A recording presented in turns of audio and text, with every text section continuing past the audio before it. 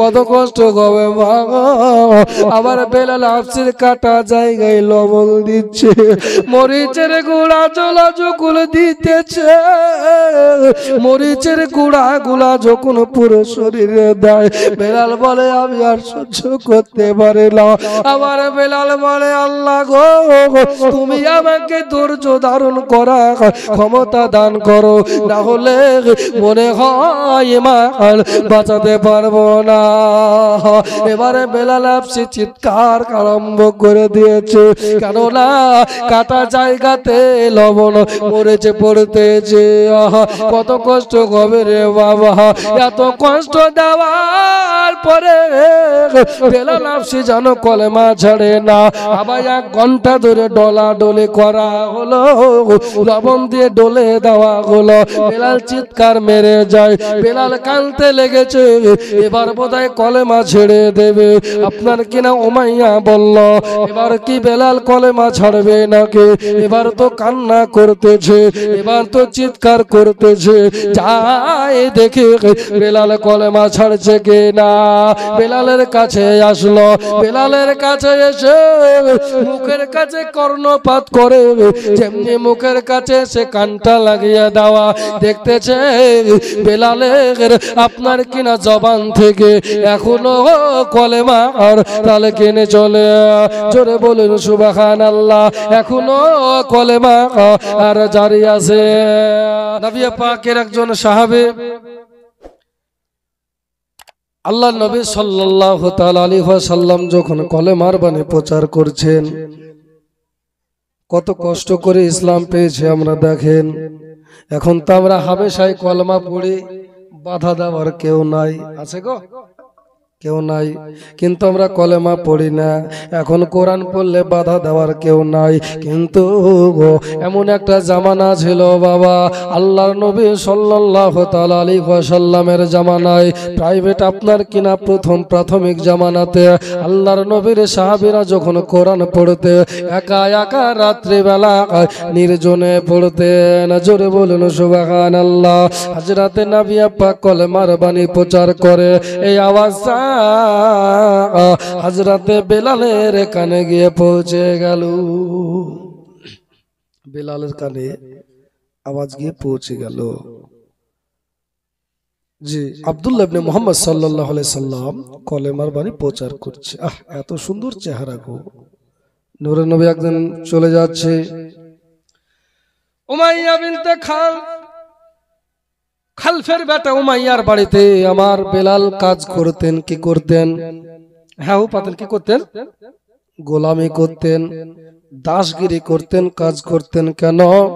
কারণ আমার বেলালের আব্বা জান আপনার উমাইয়ার বাপের কাছে বিক্রি করে দিয়েছিলেন। অন্য এক বর্ণনায় আসতেছে যে হযরতে বেলালকে আপনার কিনা উমাইয়া কিনে নিয়েছিলেন গোলাম হিসাবে, এই জন্য দাসগিরি করতেন। হযরতে বেলাল ইনি যেন আপনার কিনা উমাইয়ার বাড়িতে কাজ করে, আর উমাইয়ার বাড়িতে কাজ করে। ইতিমধ্যে কিছুদিন কেটে যাওয়ার পরে ওই যে দেব দেবীর মূর্তি গোলা 360টা দেব দেবীর মূর্তি পূজা করে তারা, আপনার কিনা কাফের রাজারা তাদের পূজা করে। ইতিমধ্যে কিছুদিন পরে ওই পূজা মণ্ডপের আপনার কিনা প্রধান প্রতিনিধি যে ছিল, মেন দায়িত্বে যে ছিল, কিছু টাকার গড়মেল হয়ে গেছে, কিছু টাকা সে খেয়ে নিয়েছে। আপনার মানুষের দেওয়া টাকা, প্রণামী বাক্সে দেওয়া এই টাকাগুলা নিয়ে পালিয়ে গেছে। এবারে উমাইয়া বিনতে খালফের বেটা উমাইয়া ইনি যেন বিপদে পড়ে গেল, টেনশনে পড়ে গেল। কাকে এই আপনার কিনা মূর্তির দেখাশোনায় রাখবো, কাকে মন্দিরের পাহারায় রাখবো? তার যে নিজে একটা গোলাপ আছে, এর নাম হলো হযরতে বেলাল। এ বেলালকে বাবা আপনার কিনা ওই মূর্তি দেখাশোনার দায়িত্ব দিয়ে দিলি। মূর্তি গেলা দেখাশোনা করো।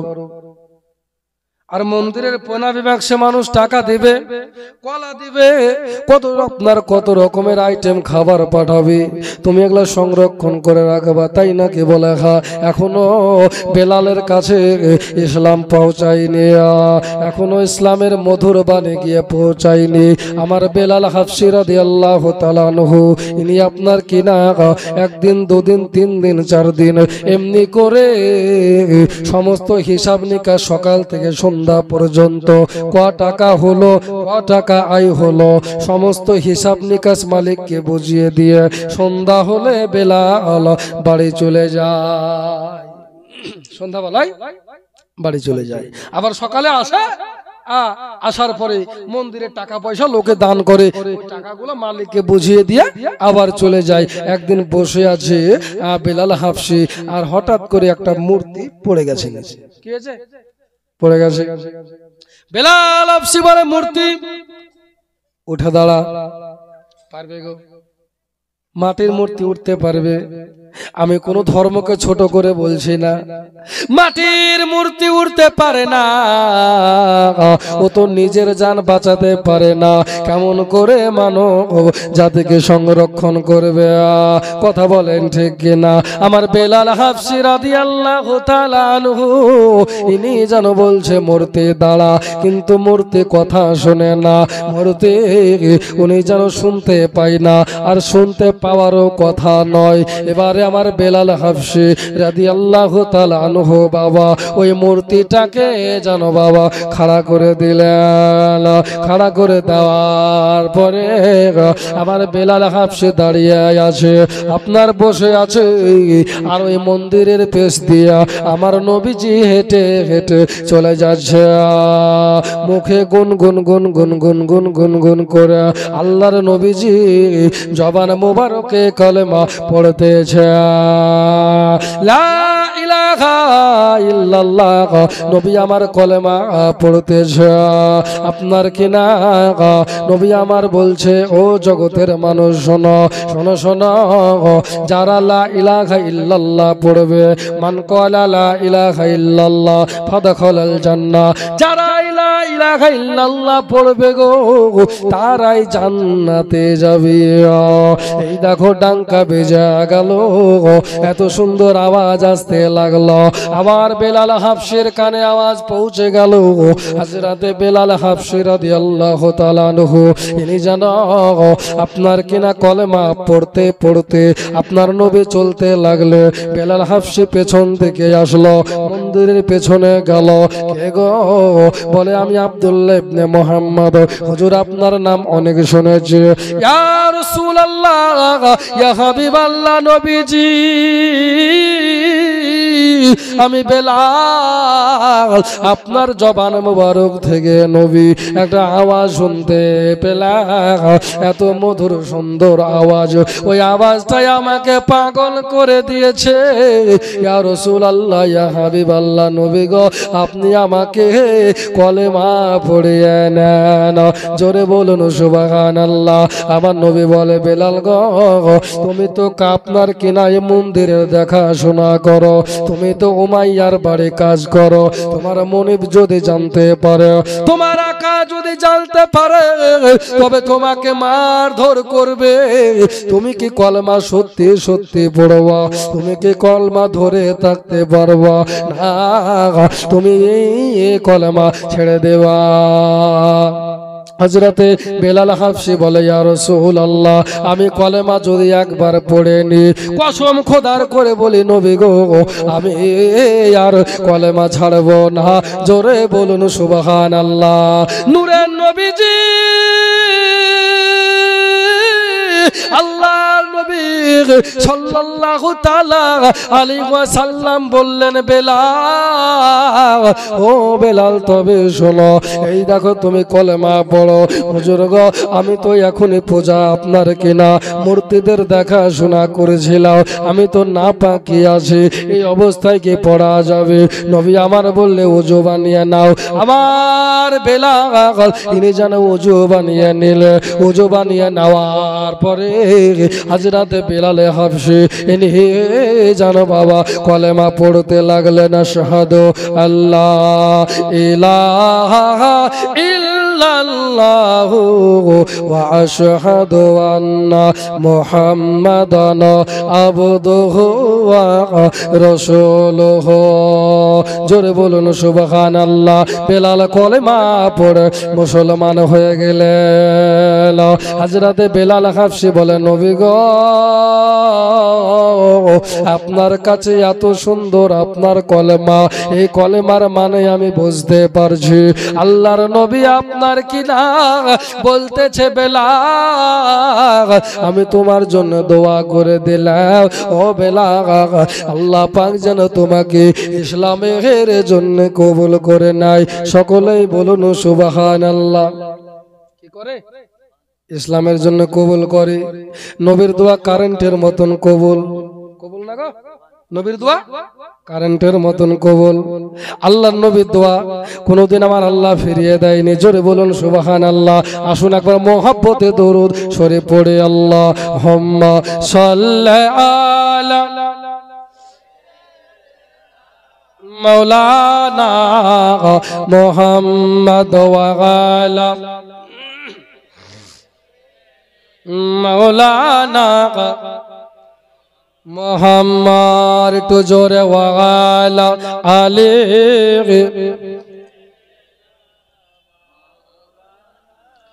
মোহাম্মদ সাল্লাল্লাহু তাআলা আলাইহি ওয়াসাল্লাম। আমার মনে খোঁজে মদিনা, দিলে খোঁজে মদিনা, নবীর প্রেমে হলাম দেওয়ানা। এইটুকুন কথা আমার সঙ্গে একটু বলতে পারবেন না? ইনশাআল্লাহ বলেন পারবেন। এটা মহব্বতে, এটা জোরে জোরে আমার সঙ্গে সঙ্গে আপনারা বলেন মনে খোঁজে মদিনা, দিলে খোঁজে মদিনা, নবীর প্রেমে হলাম দেওয়ানা। এইটুকুন কথা বলেন মনে খোঁজে মদিনা, দিলে খোঁজে নবীর প্রেমে হলাম দেওয়ানা। আরে ওই সুমধুর নাম জপিলে, ওই নবীজির নাম জপিলে মনে রয় না বেদনা, নবীর প্রেমে হলাম দেওয়ানা। আমার মনে খোঁজে, দিলে খোঁজে, নবীর প্রেমে হলাম দেওয়ানা। হরে কোন দেশে মোর নবীর বাড়ি ঘর, মন ভমরা উড়ে উড়ে খুঁজে সে শহর। একবার মহব্বতে বলতে হবে সুবহানাল্লাহ। কোন দেশে মোর নবীর বাড়ি ঘর, মন ভমরা উড়ে উড়ে খুঁজে সে শহর। আরে সেখানেতে ওহরহ, সেখানেতে ওহরহ, যারে রহমতের ঝরনা, নবীর প্রেমে হলাম দেওয়ানা। আমার মনে খোঁজে মদিনা, দিলে খোঁজে নবীর প্রেমে হলাম দেওয়ানা। একবার দেখা পাইলে মাধমে, বিনিময়ে জীবন কোরবান দেব কদমে। জোরে বলুন সুবহানাল্লাহ। নবীর জন্য দিবে জীবন দিতে রাজি না আমরা? নবীর জন্য আমরা জীবন দিতে রাজি। কেন? গোলামানে মুস্তাফা জান দেনে সে नहीं डरते, सर कट जाए या रह जाए कुछ परवाह नहीं करते। জোরে বলুন সুবহানাল্লাহ। একবার দেখা পাইলে ওয়াধমে, বিনিময়ে জীবন কোরবান দেব কদমে।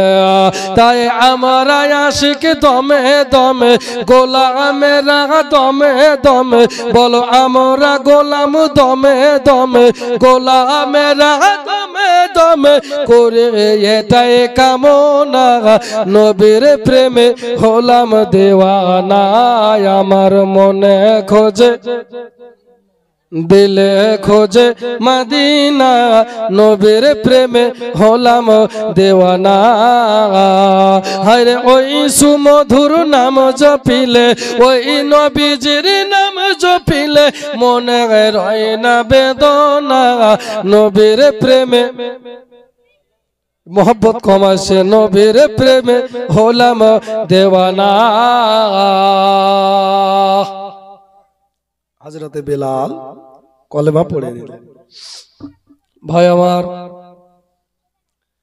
हजरत बिलाल हाबशी रादियाल्लाहु ताआला अन्हु कलेमा पढ़ছেন कलेमा पढ़े নিয়েছেন আর কলেমা পড়ে নেওয়ার এই কথাটা বাবা আপনার কিরাম মালিক উমাইয়ার কানে পৌঁছে গেল যেমনি উমাইয়ার কানে পৌঁছে যাওয়া উমাইয়া বেলাল হাবশির কাছে আসলে ও বেলাল শুনলাম তুমি নাকি কলেমা পড়েছো আব্দুল্লাহ ইবনে মুহাম্মদ সাল্লাল্লাহু তাআলা আলাইহি ওয়াসাল্লামের কলেমা পড়ে নাকি তুমি নতুন করে মুসলমান হয়ে গেছো সেটা কি সত্যি কথা নাকি আমার বেলাল হাবশি বলে মালিক উমাইয়া তুমি যেটা শুনেছো একবারে হক শুনেছো আমি বেলাল হাবশি নবীর হাতে হাত দিয়ে কলেমা পড়ে মুসলমান হয়ে গেছে জোরে বলুন সুবহানাল্লাহ উমাইয়া বলে বেলাল রে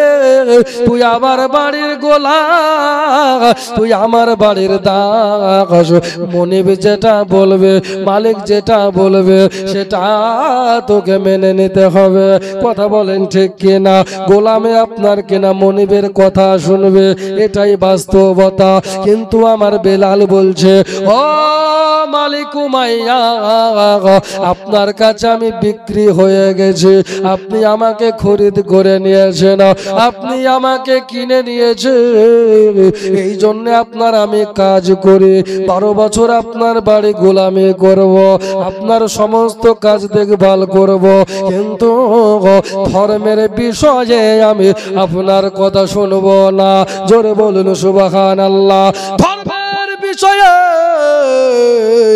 আপনার কথাই আমি শুনব না আমি আব্দুল্লাহ ইবনে মুহাম্মদ সাল্লাল্লাহু তাআলা আলাইহি ওয়াসাল্লামের ধর্মে চলে গেছে কেন ওটাই হলো শান্তির ধর্ম জোরে বলুন সুবহানাল্লাহ ওখানে কোনো ভেদাভেদ নাই ওখানে কোনো ছোট বড় জাতি নাই আমাদের তোমাদের যে মূর্তি দেবতায় আছে যেই ঘর আমি এতদিন দেখাশোনা করলাম এখানে নিচু জাতি উঠতে পায় না নিচু জাতিরা মন্দিরে প্রবেশ করতে পারে না কিন্তু আমার আল্লাহ পাক বলছে ইন্নাদ দীনা ইনদাল্লাহিল ইসলাম নিশ্চয় ইসলাম ধর্মটা আমি আল্লাহ পাকের কাছে একমাত্র মনোনীত পছন্দনীয় ধর্ম জোরে বলুন সুবহানাল্লাহ Islam is the complete code of life যদি ইসলামের পরিপূর্ণ বিধান যদি মানব দেহের ভিতরে যদি আপনি পরিপূর্ণভাবে ইসলামের ছায়াতলে যদি চলে আসতে পারেন গো তবে জিন্দেগি সাকসেস হয়ে যাবে জোরে বলুন ঠিক কিনা মায়েরা বন্ধুরা মা বোনেরা গো ও জননীরা এবার কানটা লাগাও দেখো আমার বেলাল হাবশি বলতেছে ও উমাইয়া ধর্মের ব্যাপারে জোর চলবে না উমাইয়া বলছে বেলাল রে তুমি কি জানো তোমার উপরে কত কষ্ট হতে পারে কত নির্যাতন তোমার উপরে চলতে পারে কত অন্যায় তোমার উপরে হতে পারে হযরতে বেলাল বলছে শোনো গোলামানে মুস্তাফা জান দেনে সে নাহি ডরতে জোরে বলুন সুবহানাল্লাহ গোলামানে मुस्तफा जान देने से नहीं डरते सर कट जाए या रह जाए कुछ परवाह नहीं करते जोरे बोलूं सुबहान अल्लाह নবীর জন্য জীবন দিতে রাজি কিন্তু কলেমা ছাড়বো না জোরে বলুন সুবহানাল্লাহ কত ভালোবাসে হযরতে বেলাল আমার নবীর চেহারার দিকে তাকিয়ে বেলাল জানো বাবা পাগল পারা হয়ে গেছে নবীর চেহারা কত সুন্দর ছিল মা আয়েশাকে জিজ্ঞাসা করো ও মা আয়েশা গো আবার নবীর চেহারা কত সুন্দর ছিল বলো।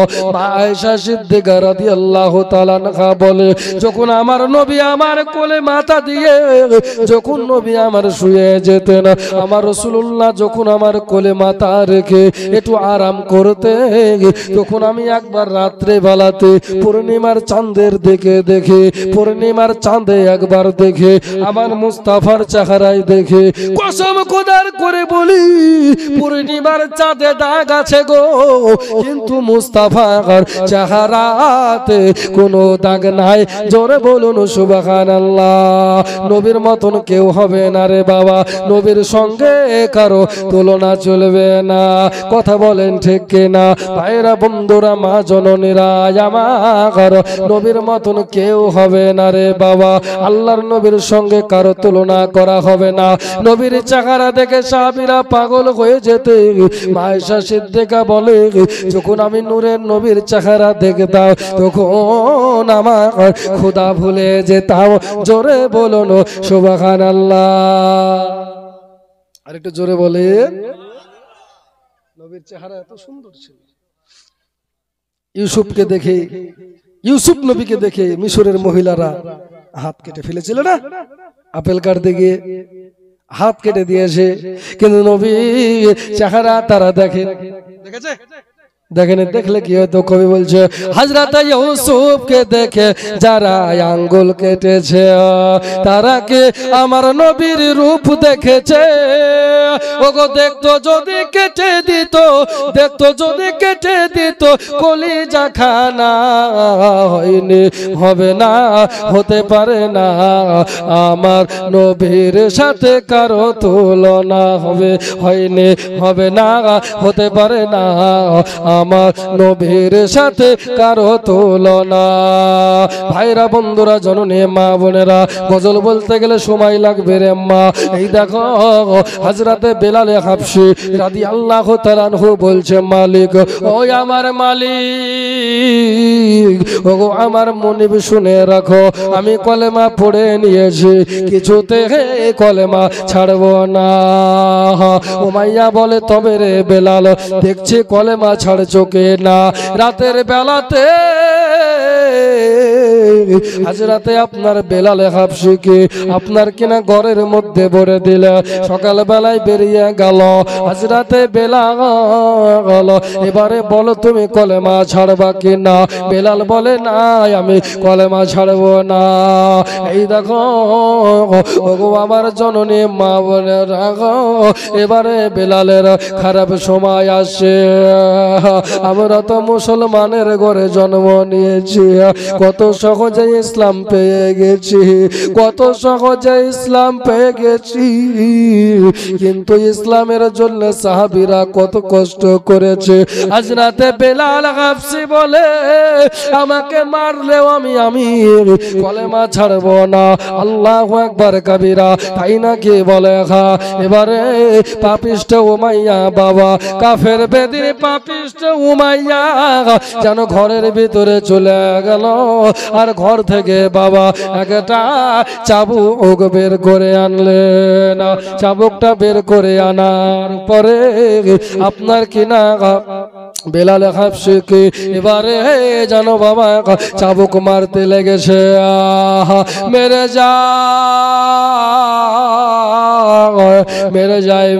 যায় গো, চাবুক মারতে মারতে মারতে মারতে ও ভাইয়া জানো বাবা ক্লান্ত হয়ে গেল। আমার বেলাল হাবশীর গায়ে চাবুকের বাড়ি যখন মারে গো, আপনার কিনা জায়গা গোলাতে, যেই জায়গায় চাবুকের আঘাত পড়ে ওই জায়গা গোলা আপনার ফেটে যাচ্ছে। আপনার পুরো শরীরে চাবুক মারতে লেগেছে, পুরো শরীরের চামড়া মোবারক গুলা চাবুকের আঘাতে বেলালের ফেটে যাচ্ছে। হযরতে বেলাল হাবশীর পুরো শরীর ক্ষত বিক্ষত হয়ে গেল। এবারে ওই ক্ষত জায়গাগুলা থেকে আবার বেলাল হাবশী এবারে যেন রক্ত ঝরতে আরম্ভ করেছে। ঠোপে ঠোপে ঠোপে ঠোপে যেন রক্ত বের হতে লেগেছে। এত জোরে উমাইয়া আঘাত করেছে বেলাল। এখনো বলো সময় আছে, তুমি কলেমা ছাড়বা কি না? যদি কলেমা না ছাড়ো রে বেলাল, তবে তোমাকে জিন্দা রাখবো না, তবে তোমাকে একেবারে মেরে দেব। বেলাল হাবশি বলে আমার জীবন থাকতে আমি কলেমা ইনকার করব না, আমি কলেমা ছাড়তে পারবো না। বন্ধুরে আমার বন্ধুরে, রাত্রি বেলা বেলাল হাবশিকে ঘরের মধ্যে ভরে দিল। আপনার কিনা পুরো শরীরে ক্ষত হয়ে গেছে। উমাইয়া বলে প্রহরীরা রে, বেলালের জন্য খানা বন্ধ করে দাও, বেলালের জন্য পানি বন্ধ করে দাও, বেলালকে কেউ পানি দিবা না, বেলালকে কেউ খাবার দেবা না। দেখি কলেমা কতক্ষণ ধরে রাখে। সারা রাত্রি কেটে যাচ্ছে। সকাল বেলায় উমাইয়া আবার চলে আসলো। ও বেলাল, বলো তুমি কলেমা ছাড়বা কি না? আজ রাতে বেলাল বলে না, এখনো আমি কলেমার তালকিন করি। জোরে বলুন সুবহানাল্লাহ। সারা রাত মেরেছে, ফেটে ফেটে ওই জায়গাগুলো চামড়া জড়ো হয়ে গেছে, রক্ত বন্ধ হয়েছে। উমাইয়া আবার বাবা বলে কলেমা ছাড়বা কিনা বলো? বলে না, কলেমা ছাড়বো না, আমি এখনো পড়তে আছি লা ইলাহা ইল্লাল্লাহ মুহাম্মাদুর রাসূলুল্লাহ। আপনার কিনা কলেমা এখনো তালকিন চলে, এখনো জবানে কলেমা জারি আছে। আমি কলেমা ছাড়বো না গো, যত পারো আমাকে মারো, কিন্তু আমি কলেমা ছাড়বো না। তাই নাকি বলে? আবার উমাইয়া সকাল বেলায় বাবা এবারে একা না মেরে আপনার কিনা কয়েকজন প্রহরীকে বলল বেলালের ওপরে চাবুক মারো। আবার চাবুক মারতে আরম্ভ করেছে। আবার বেলাল হাবশি সারা রাত কত কষ্ট পেয়েছে, পুরো শরীর ফেটে গেছে রে বাবা। একটা মানুষের দ্বারা কতটা কষ্ট সহ্য করা সম্ভব না, মানুষটা মারা যাবে, কিন্তু আমার আল্লাহ যাকে বাঁচিয়ে রাখে সে কোনোদিন মরবে না। কথা বলেন ঠিক না জননীরা গো? ওগো আবার ভাইরা মা বোনেরা গো, এবারে উমাইয়ার গোলামেরা এবারে বেলালকে মারতে লেগেছে। ওই ক্ষত জায়গার ওপরে আবার যখন চাবুক মারতে লেগেছে, বেলাল হাবশি চিৎকার করে কান্নায় আরম্ভ করে দিয়েছে। বেলাল আর সহ্য করতে পারে না, বেলাল হাবশির আর সহ্য হয় না। যেই জায়গাগুলো ক্ষত ছিল ওগার ওই জায়গাগুলাতে যখন আবার নতুন করে চাবুকের বাড়ি পড়ে, ওই জায়গাগুলা আবার ছেদলে যাচ্ছে। আবার যেন ফোয়ারা মেরে দিল, আবার রক্ত বাগির হতে আরম্ভ হলো। এবারে বেলালকে মারার পরে, অনেকক্ষণ মারার পরে বেলাল যেন জমিনে পড়ে গেল। আমার বেলাল হাবশির কানের কাছে গিয়ে, মুখের কাছে গিয়ে উমাইয়া বলতেছে, বেলাল রে, এত তোর উপর অত্যাচার করি তবু তুই এখনো কলেমা ছাড়িস না, এখনো সবাই আছে রে বেলাল। যদি তুই কলেমা ছেড়ে দিস, যদি তুই কলেমা ছেড়ে দিস রে বেলাল, যদি তুই আব্দুল্লাহ ইবনে মুহাম্মদ সাল্লাল্লাহু তাআলা আলাইহি ওয়াসাল্লামের নবীর কলেমা যদি ছেড়ে দিস, ইসলামকে যদি ইনকার করিস, তাহলে তোকে ছেড়ে দেব, তোকে ভালো করে দেব, বড় বড় ডাক্তার কবিরাজ দেখিয়ে তোকে সুস্থ করে দেব। বেলাল বল, কলেমা ছাড়বি কি না বল?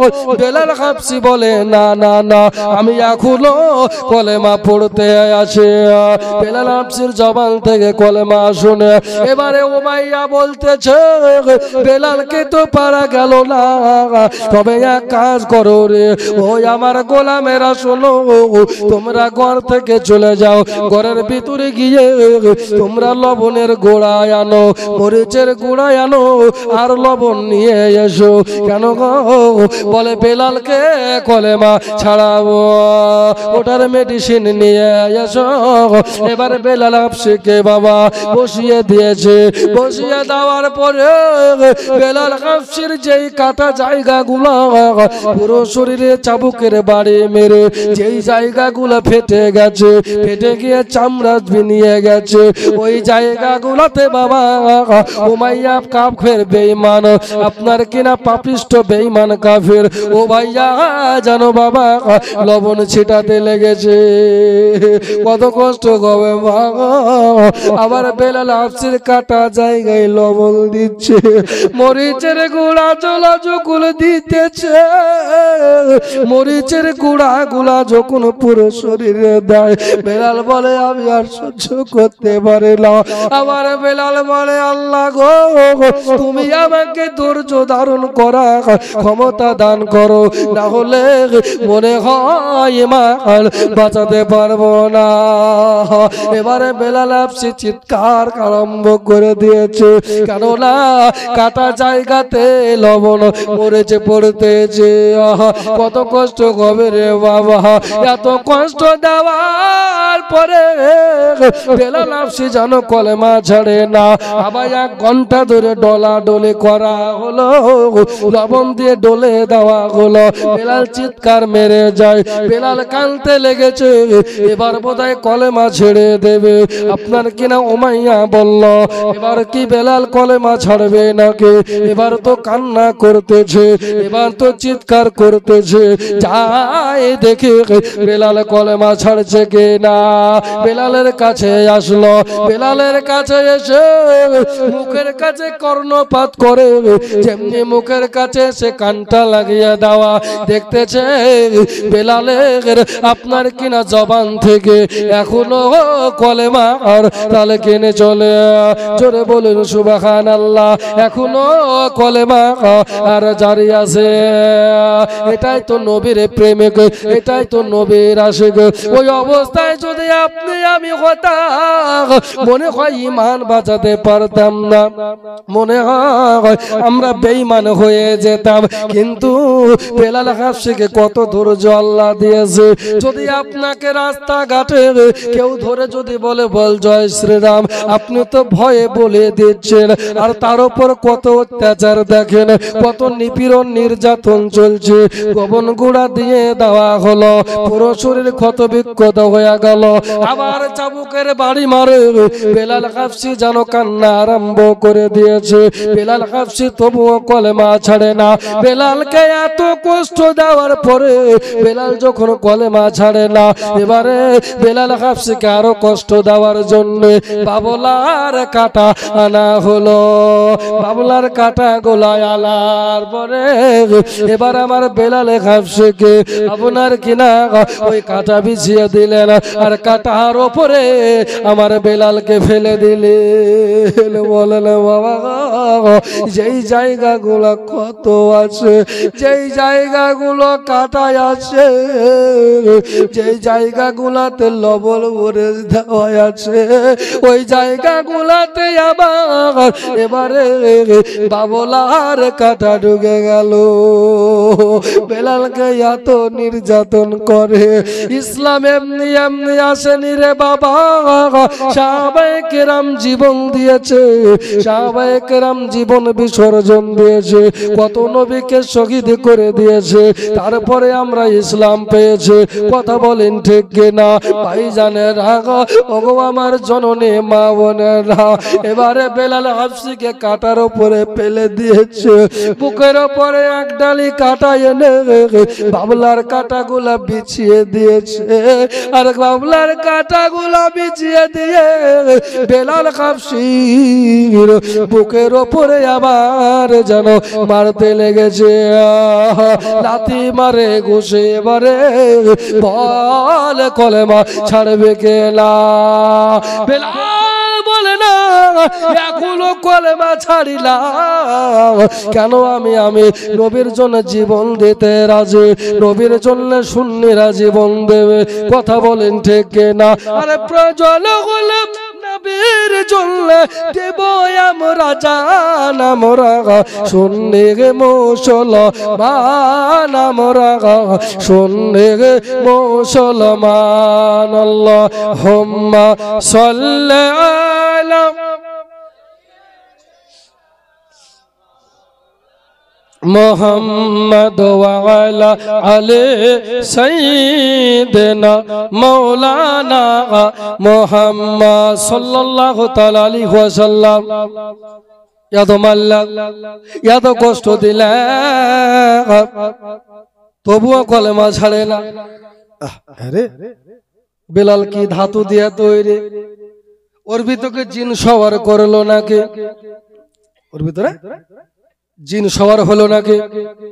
এত আঘাত করি যত মারি বেলালকে ওর জজবা ততই বেড়ে যায়। জোরে বলেন সুবহানাল্লাহ। কেননা আমার নবী দোয়া করেছে, আল্লাহ বেলালকে তুমি কবুল করো। জোরে বলুন সুবহানাল্লাহ। এবারে উমাইয়া ক্লান্ত হয়ে গেল, চাবুক মেরে এলে গেল, লবণ ছিটিয়ে এলে গেল। এত আঘাত করি বেলালকে, কলেমা ছাড়ে না। উমাইয়া বড় পেরেশানে। এবারে উমাইয়ার কাছে বাবা আপনার কিনা ডাক করলেন। কাকে? আবু জাহেলকে। আবু জাহেল মক্কার বেঈমান, গাদ্দার, কাফির, ইন্টারন্যাশনাল বেঈমান। আবু জাহেল বলে, উমাইয়া কি হয়েছে তোমার? কি ব্যাপার? মুখটা মলিন কেন? আবু জাহেল গো, ও আবু জাহেল শোনো, আমি বড় বিপদে আছি, আমি বড় মুসিবতে আছি। কেন গো? বলে এই জন্য আমার গোলাম, আমার দাস কলেমার তালকিন ছাড়ে না। ও তো কলেমা পড়ে মুসলমান হয়ে গেছে, ও তো ঈমান ছাড়তে চাহে না। এজন্য আমি বিপদে পড়ে গেছে। ভাইজানেরা, বন্ধুরা, মা বোনেরা, আব্বাজি, ভাইজানেরা গো, ওগো আমার জননী মা বোনেরা, এই দেখো আজ রাতে আপনার কেনা বেলাল হাবশী ঘরের মধ্যে। ভাইয়া আমার নবী পাক সাল্লাল্লাহু তাআলা আলাইহি ওয়াসাল্লামের দেওয়ানা, ইনি যেন ঘরের মধ্যে আসে। আর আবু জাহেল ইনি বললে, ও উমাইয়া, এটা কোনো কথা হলো নাকি? এটা তো সেমন কোনো কথা না, ওর কলেমায় আমি ছাড়িয়ে দেব। উমাইয়া বলে, আবু জাহেল শোনো গো, তুমি যদি কলেমা ছাড়তে পারো তোমাকে আমি 10টা উট এনাম দেব। কয়টা? 10টা উট পুরস্কার দেব যদি কলেমা ছাড়াতে পারো। আবু জাহেল বলে, কোন ব্যাপার, আমাকে দাও, আমি কলেমা ছাড়িয়ে দেব। 10টা উট তুমি অযথাই দিবা। বলে ঠিক আছে, লাও। এবারে আবু জাহেল আপনার কিনা বেলাল হাবশীর ঘরে ঢুকলে, হযরতে বেলাল শুয়ে আছে, পুরো শরীর ক্ষত হয়ে আছে গো। আপনার বেলাল হাবশীর কাছে আবু জাহেল গিয়ে বলতেছে, বেলাল রে, শুনলাম তুই নাকি আপনার কিনা নবীর কলেমা পড়ে মুসলমান হয়েছে। তবে একটা কথা শুন রে বেলাল, এতক্ষণ উমাইয়া তোর উপর কি করেছে না করেছে আমি আবু জাহেল জানি না, তবে এখন তোকে কলেমা ছেড়ে দিতে হবে। তাই নাকি? বলে হা। আমার বেলাল বলছে, ওমাই আপনার আবু জাহেল রে, ও আবু জাহেল, আমার কলেমা ছাড়াতে পারবেন না, আমার জান দিব আমি রাজি আছি, কিন্তু কলেমায় আমি ছাড়বো না। এই দেখেন মা গো, এবার বেলালের দুঃখের ঘটনায় আসছি। ভাইজানেরা, মা বোনেরা গো, এই বেঈমান কাফের আবু জাহেল আবার বেলাল হাবশীর কাছে গিয়ে বলছে, বেলাল রে, বল কলেমা ছেড়ে দে। বেলাল বলে, না, আমি কলেমা ছাড়বো না। তাই নাকি? বলে হ্যাঁ। এবারে বেলাল হাবশীকে বাবা আবু জাহেল তিনি যেন মারতে আরম্ভ করলো, আপনার চাবুক মেরে যায়, কিন্তু আমার বেলালের জবান থেকে এখনো কলেমা বন্ধ হয়নি, এখনো কলেমা পড়ে যাচ্ছে। জোরে বলুন সুবহানাল্লাহ। এখনো কলেমা পড়ে যাচ্ছে আমার বেলাল হাফসি, এখনো কলেমা পড়ে যায়। এবারে আপনার মারতে মারতে আবু জাহেল এলে গেল। যখন বাবা এলে গেল, আবু জাহেল কি করলো বাবা, এবারে আপনার অর্ডার দিল গোলামেরা, ও দাসেরা এক কাজ করো, ওই দেখো মরুভূমির গরম উত্তপ্ত বালু, ওই মরুভূমির বালুর উপরে বেলালকে চিৎ করে শুইয়ে দাও, বেলালকে চিৎ করে শুইয়ে দাও। কিতাবের ভিতরে আসছে বাবা, আবু জাহেলের যে গোলাম গুলা ছিল ওদের পায়ে কাঠের জুতা ছিল, ওই মরুভূমির বালি এত উত্তপ্ত যে তাদের কাঠের জুতা গোলা পর্যন্ত পুড়ে গেছে, পুড়তে আরম্ভ করেছে। তাহলে ভাবুন কত উত্তপ্ত ছিল মরুভূমির পাতনার কিনা বালু কণা, কত উত্তপ্ত ছিল ওই গরম বালুর ওপরে। আবার বেলাল হাফসিকে খালি গায়ে গো, যেই গায়ে রক্ত মাখায় আছে, যেই গায়ে চাবুকের দাগ আছে, যেই গায়ে আঘাত করা আছে, পুরো শরীর ক্ষত বিক্ষত হয়ে আছে, ওই বালুতে এবারে শুইয়ে দিল। বালুতে শুইয়ে দেওয়ার পরে চারদিকে চারজনা ধরেছে, দুইজনে হাত ধরে নিয়েছে, দুইজনে পা ধরে নিয়েছে। বেলাল রে বেলাল, এখনো বলে কলেমা ছেড়ে দে, তোকে ভালো করে দেব, তোকে দেখিয়ে ভালো করে দেব, মেডিসিন খাইয়ে দেব। ও বেলাল, কবি কলেমা ছাড়বা কিনা বলো? বলে না গো, আমি কলেমা ছাড়বো না, এখনো কলেমা পড়তে আছে। এবারে বাবা পায়রা মা বোনেরা আমার বেলালের বুকের ওপরে বাবা একটা 2 মণ ওজনের, 1.5 থেকে 2 মণ ওজনের, 60 থেকে 80 কেজি ওজনের একটা পাথর এনে বুকে চাপিয়ে দিল। যেই পাথরটা 2 জনে চাড়তে পারে না, 4 জনে চাড়া সম্ভব না, 10 জনে মিলে আপনার কিনা বুকের ওপরে পাথর চাপিয়ে দিল। বেলাল বলে আল্লাহ মাওলা গো, বলে হচ্ছে আমার বুকের পাতা গোলা ভেঙে যাচ্ছে, আল্লাহ গো তুমি আমাকে ধৈর্য ধারণ করার ক্ষমতা দাও।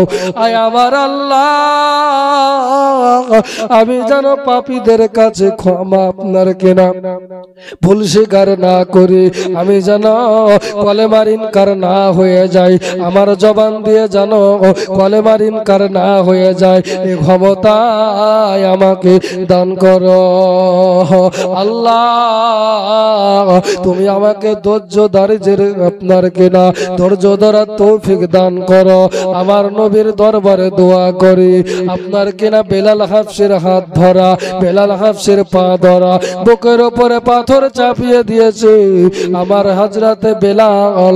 এবারে মুখ দিয়ে আওয়াজ করে বলে আল মাদাদ ইয়া রাসূলুল্লাহ, আল মাদাদ ইয়া রাসূলুল্লাহ, ইয়া রাসূলুল্লাহ নবী গো, ওগো নূরের নবী।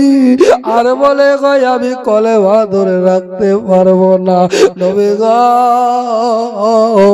আপনি আমাকে গায়েবে সাহায্য করুন। আল মাদাদ ইয়া রাসূলুল্লাহ, আমার বেলাল কলেমা পড়তেছে, বেলাল আমার মনে মনে দোয়া চাইতেছে।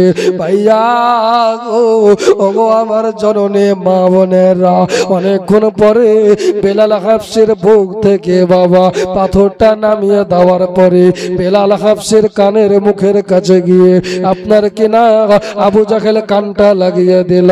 দেখতেছে এখনো বেলাল এখনো কলেমা পড়তেছে। জোরে বলুন সুবহানাল্লাহ। এখনো কলেমা পড়তেছে। এখনো কলেমা পড়ে বেলাল কালেমা ছাড়েলে বেলালের পা অবশ হয়ে গেছে, বেলালের হাত অবশ হয়ে গেছে, কিন্তু এখনো কলেমা ছাড়েনি। আর কতক্ষণ এমন করে থাকবা? এক কাজ করো, বেলালের পায়ে দড়ি বাঁধো, আর পায়ে দড়ি বাঁধার পরে বেলালকে গাছের উপরে টাঙিয়ে দাও। বাবলা গাছে টাঙিয়ে দেওয়া হলো। বেলালকে নিচু দিকে মাথা করে আপনার টাঙিয়ে দেওয়া হলো, কিন্তু এখনো কলেমা ছাড়ে না। সারা দিন চলে গেল, আপনার কিনা রাত কেটে গেল। সকালবেলা এরা আবার হাজির হয়ে গেছে, দেখে হাত দুটা নিচে ঝুলতেছে। বেলাল বোধহয় মারা গেছে, বেলাল বোধহয় আর বেঁচে নাই গো। যাও তোমরা কাছে গিয়ে দেখো। বেলাল হাফসি দেখতেছে ইনি যেন বেহুশ হয়ে পড়ে আছে, নিচের দিকে মাথা ঝুলে, হাতগুলা নিচের দিকে, পাগুলা ওপরে বাঁধা আছে। বেলালের কাছে গিয়ে এবারে আবু জাহেল ইনি আপনার কিনা বেলালের কাছে যাওয়ার পরে বেলালের আপনার কিনা জাগালেন, ও বেলাল তোমার শখ মিটলো নাকি? তুমি কে কলমা এখনো ছাড়বা না? বেলাল হুঁশ ফিরে আসলো। যেমনি হুঁশ ফিরে আসা আমার বেলাল আবার কলমা পড়তে লেগেছে। যাচ্ছে না, এবার শেষ একটা কৌশল অবলম্বন করব। ওই কৌশলে যদি হয় হবে, না হলে বেলালকে একেবারে হত্যা করে দেব। জোরে বলুন নাউজুবিল্লাহ, আর একটু জোরে বলুন নাউজুবিল্লাহ। শেষ কৌশল কি? ঘোড়ার পায়ের সঙ্গে আপনার কিনা দড়ি বাঁধো, আপনার কিনা বেলালের পায়ে দড়ি বাঁধো। বেলালের পায়ে দড়ি বাঁধা হলো, ঘোড়ার লাগামে বাঁধা হলো। ঘোড়ার লাগামে দড়ির এক মাথা আর এক মাথা আপনার বেলালের পায়ে বাঁধা আছে। এতক্ষণ তো বেলালের হাতে মেরেছে, এতক্ষণ তো শরীরে মেরেছে, পুরো শরীর তো ক্ষত হয়ে আছে, কিন্তু বেলালের এই মুখমণ্ডলটার কিছু ক্ষতি হয়নি। কিন্তু এবারে আপনার কিনা মুখটা আর থাকবে না। এবারে যখন ঘোড়াকে মারতে লাগলো, ঘোড়ার উপরে বেত্রাঘাত করে, ঘোড়া চলতে চাহে না। কেননা ঘোড়া বলতেছে আমি আশিকে রাসূলকে কষ্ট দিতে পারবো না। অনেকবার মেরে আপনার ঘোড়া বাধ্য হয়ে এবারে যন্ত্রণা সহ্য করতে না পেরে ঘোড়া যেন চলতে লাগলো। ঘোড়া যেমনি চলতে লেগেছে বাবা, পা ধরে টেনতে আপনার কিনা পায়ে দড়ি বাঁধা আছে, গলতানিতে দড়ি বাঁধা। ঘোড়া দৌড়তে লেগেছে, আমার বেলাল হাফসির পা আপনার কিনা আগে এবারে থুতনি নিচে পড়ে গেল।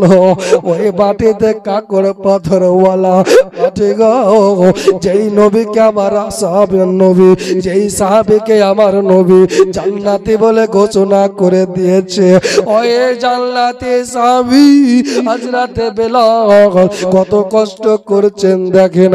এবারে থুতনি মোবারক খানার মাংস উঠে গেল, এবারে গালের চামড়া উঠে গেল, কপালের চামড়া উঠে গেল, আর বেলালকে চেনা যাচ্ছে না।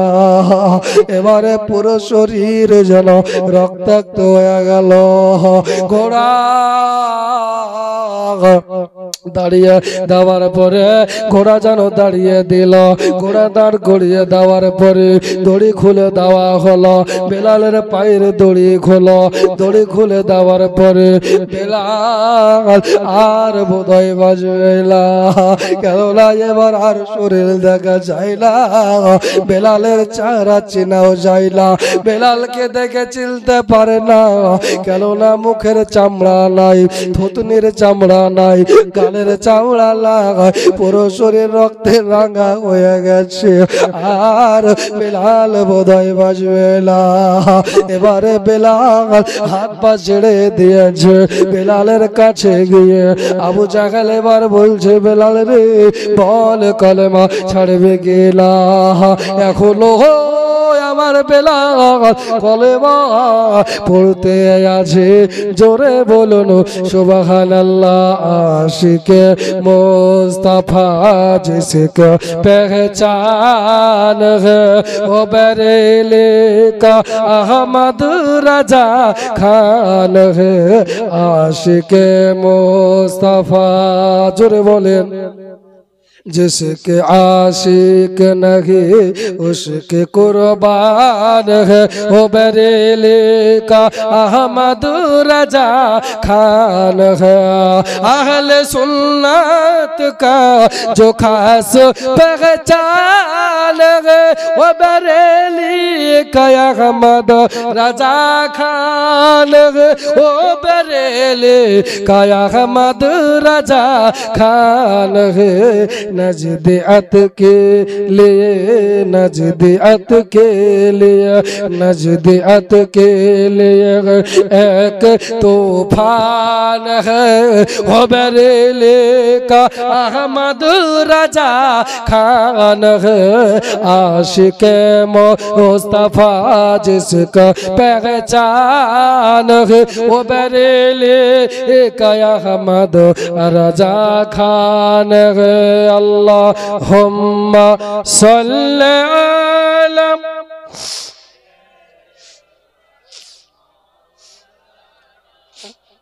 मुहम्मद व अला आलि सय्यिदिना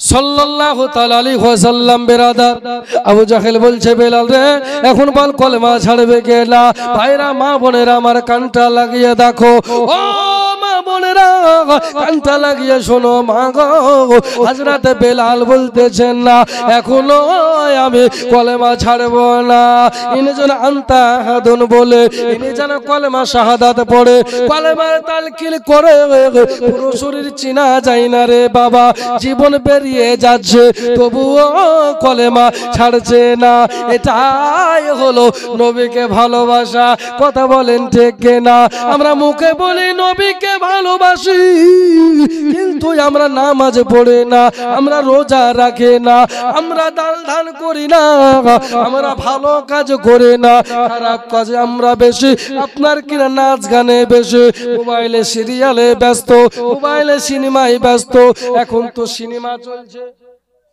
ইউটিউব খোলেন ফেসবুক খোলেন পুষ্পা 2 রিলিজ হলো আমি আজকে ফেসবুক খোলা মাত্র দেখছি পুষ্পা 2 এর কি বলে না ট্রেলার 400 কোটি টাকা পার হয়ে গেল আই বন্ধুরে আমার বন্ধুরে ভাইজানেরা আমার মা বোনেরা গো ওগো আমার জননী মা খালারা এ দেখো আমরা খারাপ কাজে দুনিয়া বিসর্জন দি দুনিয়াতে খারাপ কাজ করে খারাপ জিন্দেগি ভরা এখনো সময় আছে আপনার কিনা তওবা করো তওবা করে ইসলামের ভিতরে দাখিল হয়ে যাও কেন না কবর বড় কঠিন হবে কথা বলেন ঠিক কি না হবে না কবর বড় কঠিন আর ওই কবরে এমন কেউ নাই বলতে পারবে না যে আমরা যাব না পারবে না কুল্লু নাফসিন যায়কাতুল মউত প্রত্যেকটা নফসকে মউতের স্বাদ গ্রহণ করতে হবে ঠিক না ওরে যেতে হবে কবরেতে ভুলে যেও না ডান আওয়ামে মাটি হবে মাটির বিছানা ডান আওয়ামে মাটি হবে মাটির বিছানা ডান আওয়ামে মাটি হবে মাটির বিছানা বলছে কবরেতে মুনকার নাকির সওয়াক আলো করিবে আর জবাব দিতে না পারিলে বিপদ তোমার হবে হবে না বিপদ হবে কেন না আমার নবী বলছে শোনো কবরের উত্তর যদি না পারো প্রশ্নের জবাব যদি না হয়, যদি প্রশ্নের উত্তর দিতে না পারো, নবী আমার বলছে শোনো, কবরে আযাব শুরু হয়ে যাবে। এবার কবরে দেখতে আসবে নূরে মদিনা, ডানে বামে মাঠে হবে মাটির বিছানা, ডানে বামে মাঠে হবে মাটির বিছানা। আল্লাহ নবী হাদিস শরীফের মধ্যে বলছে মাকান্তা তাকুন ফি হাক্কে হাজার রাজুলুন, যারা সুন্নিরা নবীর দিওয়ানা হবে গো, নবী আপনার কিনা ইন্তেকাল করার পরে কবরে যেতে দেরি হবে, নবীজির দিদার হতে দেরি হবে না। জোরে বলুন সুবহানাল্লাহ। হযরত ওয়াহাবিরা বলছে কবরে নবী দেখা যাবে না, নবীর ছবি দেখাবে। কি দেখাবে? নবীর ছবি। তোমাদের কথাও সত্য, তোমাদের কথা তো যুক্তি আছে। কেন? যারা গোস্তাকে রসুল হবে ওই চোখ দিয়ে নবী দেখা যাবে না, তোমরা ছবি দেখবা। আর যারা নবীর জন্য জীবন দিবে গো, যারা নবীর জন্য জীবন দিতে রাজি, যারা নবী নবী করে জীবন কাটিয়ে দিল, এরা কবরে যাওয়ার পরে কবরে নবীজির সাক্ষাৎ হয়ে যাবে। জোরে বলুন সুবহানাল্লাহ। ভাইরা বন্ধুরা মা বোনেরা আমার, আল্লাহ বলে নবী আপনাকে মহব্বত করে, আপনাকে অনুসরণ করে, আপনাকে যারা অনুসরণ করবে আমি আল্লাহকে তাদের ভালোবাসা হবে। জোরে বলুন সুবহানাল্লাহ। ভাইজানেরা বন্ধুরা মা বোনেরা, আবু জাহেল বলল ও আপনার কিনা বেলাল বলো এখনো কলেমা ছাড়বা কিনা? বেলাল বলতেছে না আমি কলেমা ছাড়বো না।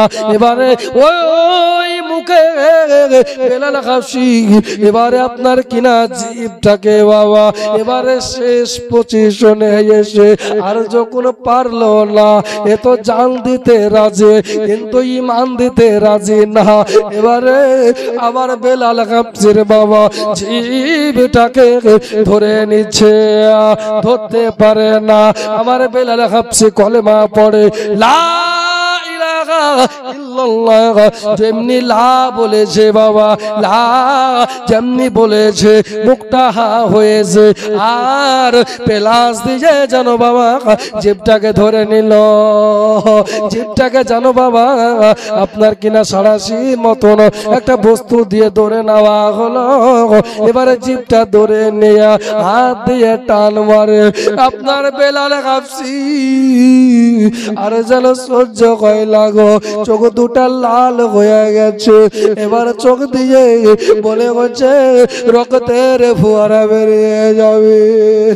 আবার বেলালের কান দিয়ে রক্ত পড়ে, নাক দিয়ে রক্ত পড়ে, মুখ দিয়েও রক্ত বের হয়, কিন্তু মুখের রক্ত অল্প অল্প। এবারে জিহ্বা টেনে ধরেছে, জিহ্বা টেনে নিয়ে ওই জিহ্বাটা থুতনির কাছে নিয়ে চলে এসেছে।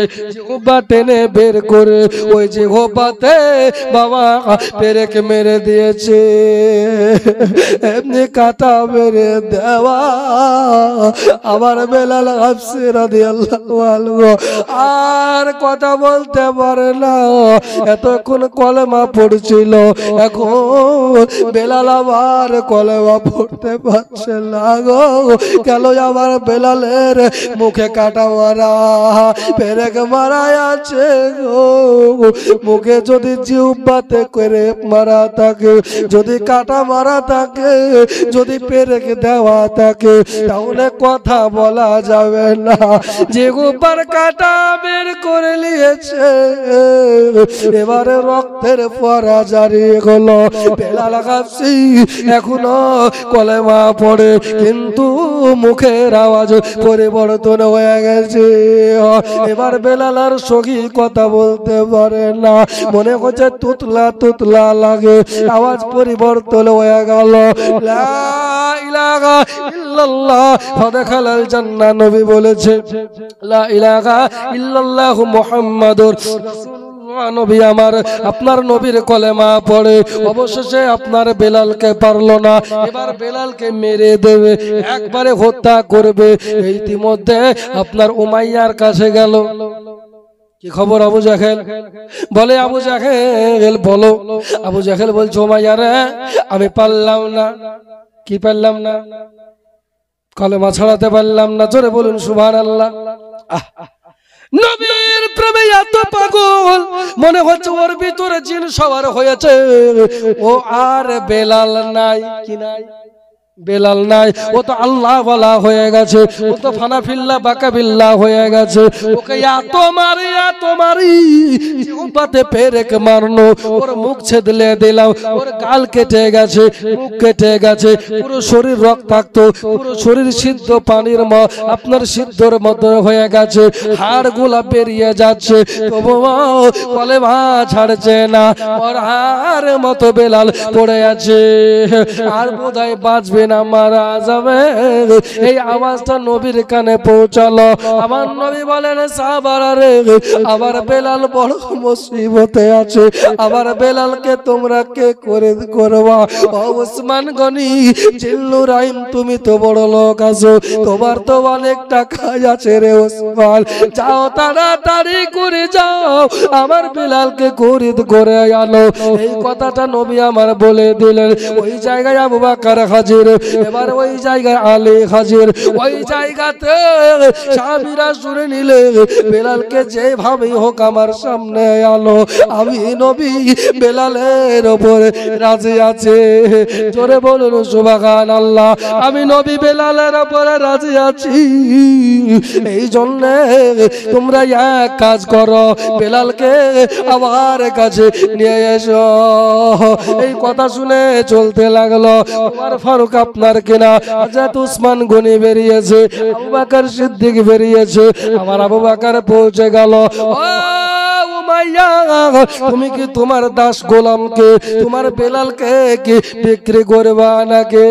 এটা একটা রওয়ায়াত আছে, আর একটা রওয়ায়াত আছে যে বেলাল আপনার কিনা ওমর ফারুক আজম আসতেছিলেন ব্যবসা করে, রাস্তার মাঝে বেলাল হাফসি পড়ে আছে।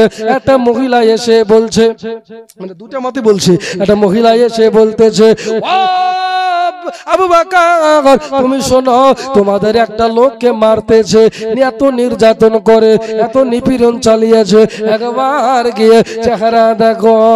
বলে কাকে মারে গো? বলে নাম বলতে পারবো না, তবে যাও গিয়ে চেহারা দেখো। এবারে বলে নামটা বলো। বলে তুমি গিয়ে দেখে আসো। ও আবু বকর, বোধহয় আমার নবীর কলেমা পড়েছে, এই জন্য তাকে মেরেছে।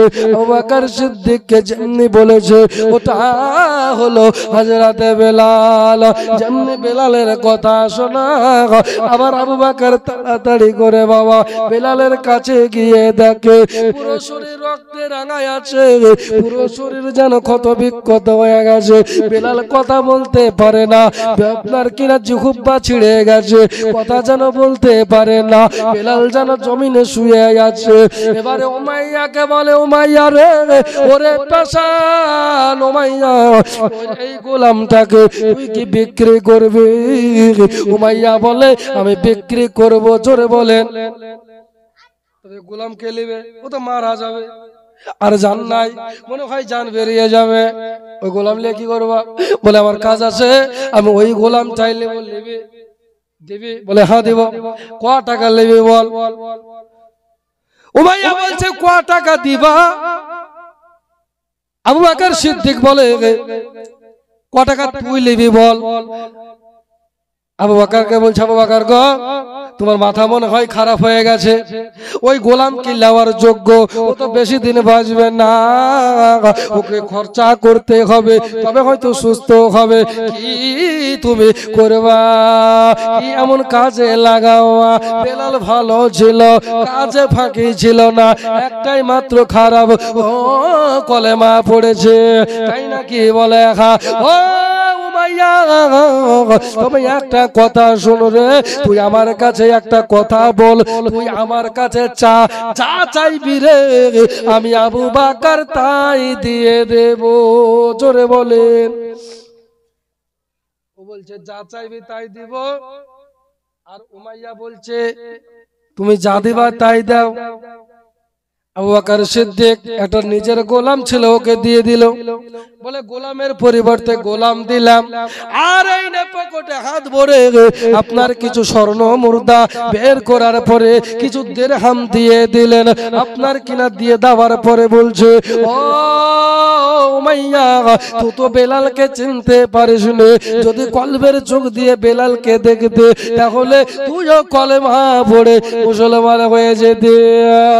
এবার বেলালকে পাঞ্জা ধরে, পাঞ্জা চেপটে ধরে আমার আবু বকর বেলাল হাফসিকে যেন বুকের উপরে জড়িয়ে ধরে আপনার কিনা চলতে লেগেছে।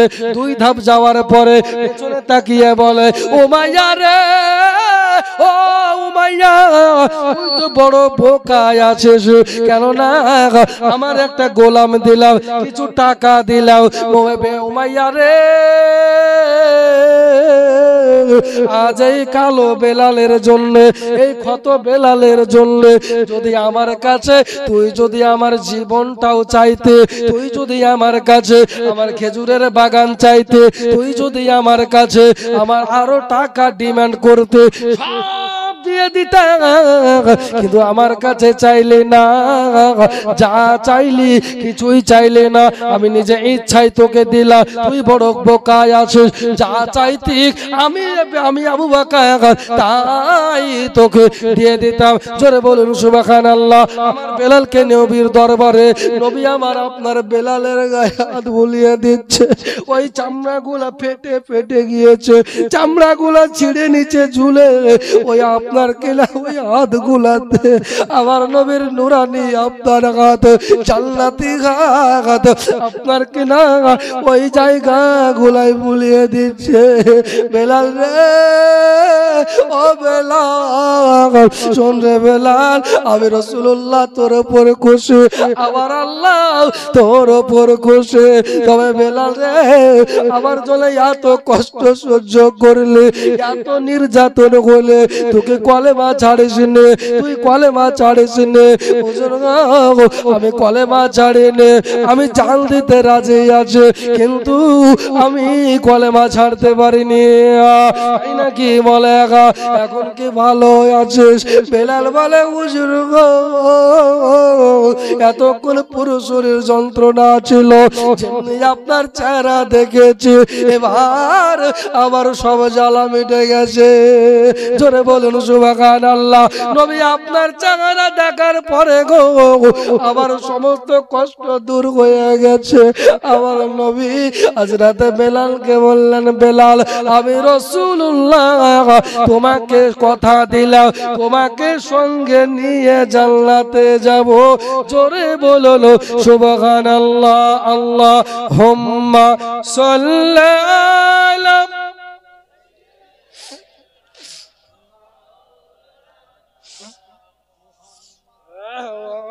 আলা আলি সাইয়্যিদিনা মুহাম্মদ। একটু জোরে আল্লাহুম্মা